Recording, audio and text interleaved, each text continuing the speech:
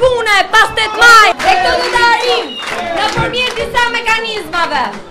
Do të arrim nëpërmjet politikave të qarta fiskale, duke krijuar një frymarrje tre për biznesin, duke ulur taksat dhe duke krijuar mundësi për vende të reja punës dhe në radhë parë për rinim e njësisë bashkiake nr. 5. Ne do të krijojmë vende të reja pune nëpërmjet një zërit veçantë që do të krijohet në buxhetin e Bashkisë Tiranës për t'ju dhënë kredi të ulta çdo triu që ka një projekt për të hapur një biznes.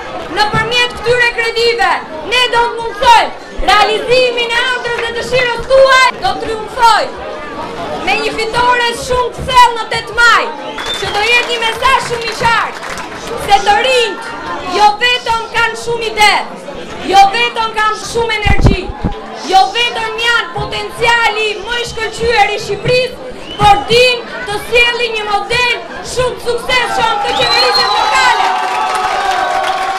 Kjo është njësia bashkiake nr. 5, nuk është njësia e disave, është njësia e gjithëve.